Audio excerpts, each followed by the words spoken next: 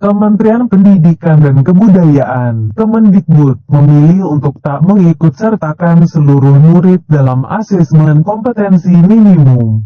Kepala Pusat Asesmen dan Pembelajaran Kemendikbud, Asrijanti menjelaskan peserta AKM hanya akan dipilih beberapa murid saja pada setiap sekolah. Asrijanti menuturkan, para peserta pun akan ditentukan oleh pihak Kemendikbud bukan sekolah.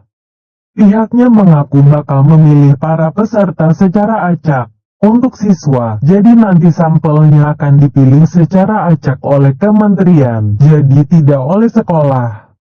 Ini untuk memastikan bahwa representasi atau wakil dari sekolah. Jadi karena itu kita perlu acak. Jadi tidak oleh satuan pendidikan, sebut Asrijanti dalam acara diskusi daring pada Selasa tanggal 26 Januari tahun 2021. Untuk diketahui AKM berbeda dengan ujian nasional yang menguji murid yang sedang berada di tingkat akhir jenjang sekolah. Peserta AKM justru murid yang tengah berada di kelas 5 SD. 2 SMP dan SMA atau sederajat. Asrijanti menjelaskan, hal itu dipilih supaya tak terlambat saat sekolah ingin melakukan perbaikan manakala hasil dari AKM kurang memuaskan. Jadi ini untuk menegaskan bahwa ini bukan untuk mengukur capaian individual siswa dan kemudian juga ini agar nanti perbaikannya juga masih berdampak kepada siswa.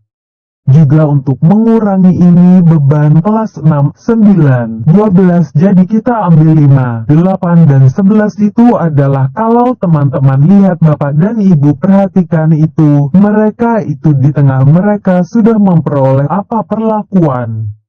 Sudah memperoleh pembelajaran kira-kira 1 tahun, jelasnya. Tuntut guru berinovasi. Asrijanti juga menjelaskan konsep yang berbeda dengan ujian nasional membuat para guru tak dituntut lagi mengajarkan sistem pembelajaran untuk memenuhi target dalam ujian nasional.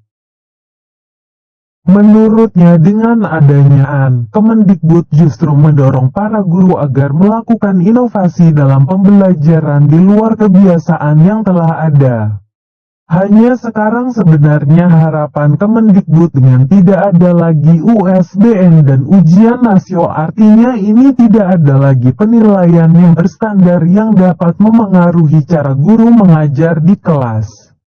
Itu kan sudah tidak ada. Diharapkan Bapak Ibu guru lebih berkreasi, berinovasi bagaimana melakukan pembelajaran sebaik mungkin, kata Asrijanti. Lantaran kerap mengikuti pola tes ujian nasional. Menurut Asrijanti, para guru cenderung menggunakan pola-pola pembelajaran yang bersandar pada ujian nasional.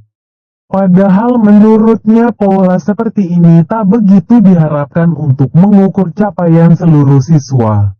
Tetapi di kelas, sebenarnya pola itu tidak terlalu diharapkan. Karena ada sebagian besar kompetensi yang tidak sesuai bila diukur atau dinilai dengan tes tertulis.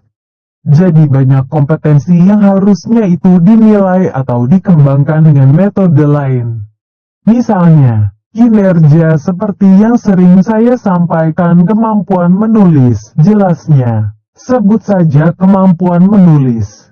Menurut Asrijanti kemampuan menulis selama ini kurang menjadi perhatian hal ini lantaran dalam ujian nasional tak menuntut kemampuan demikian.